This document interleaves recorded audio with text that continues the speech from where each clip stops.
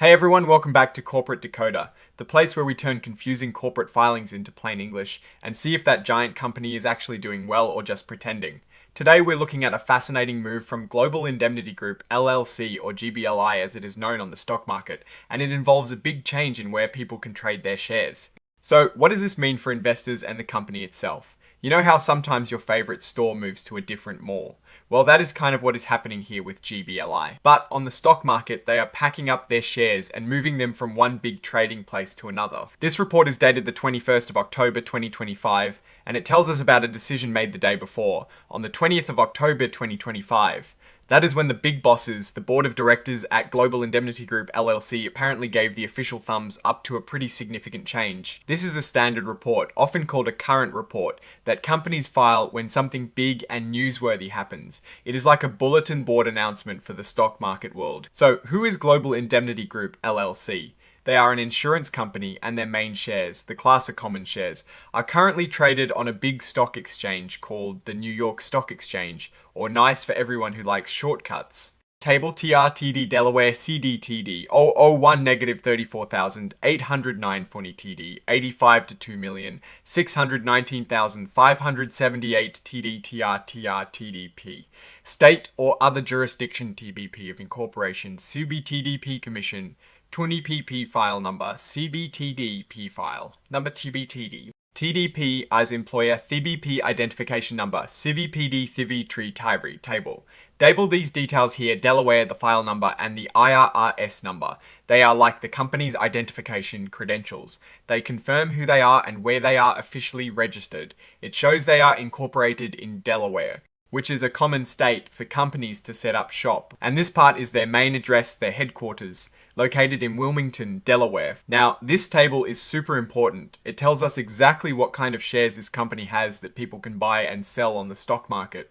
Here, it clearly states they have class of common shares, no par value. This means these are the main shares of ownership in the company. And the ticker symbol, the shorthand code used to identify these shares, is GBLI. This is what you type into your brokerage account to find and trade their stock. And as we mentioned, these shares are currently listed, meaning they are officially available for trading on the prestigious New York Stock Exchange. Okay, so what is the big news that triggered this report? This section, item 3.01, is all about the transfer of listing. This is the core of the story. So, on the 21st of October, the company officially told the NYSE that they are planning to move their class of common stock. Where are they moving it to? To a different but equally well-known stock exchange called the Nasdaq, specifically the Nasdaq Global Select Market.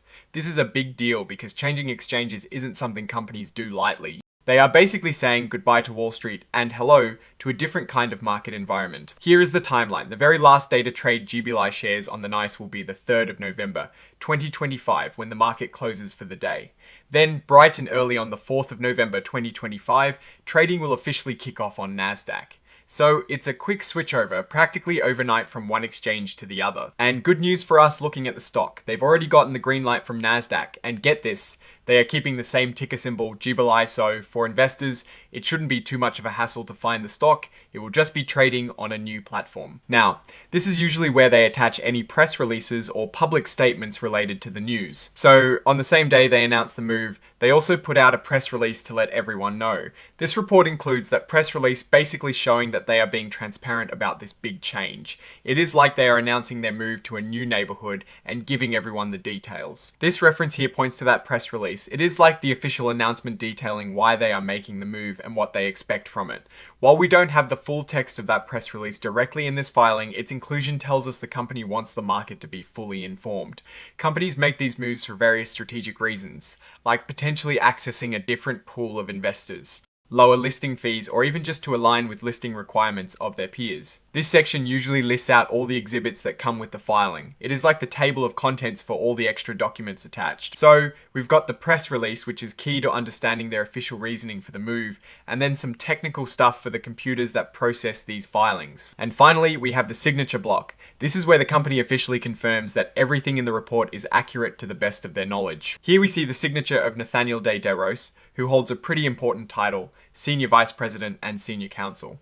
This shows that a high-ranking legal official within the company has reviewed and signed off on this filing, giving it official validity, and again, the date when the report was officially submitted. Now, let's talk about what this move to Nasdaq means.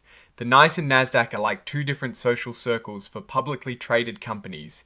The NYSE often has a reputation for more established, larger companies, while Nasdaq is sometimes seen as more tech-focused. But it hosts a wide range of companies. When a company like Global Indemnity Group, LLC, decides to switch, it is usually a strategic play.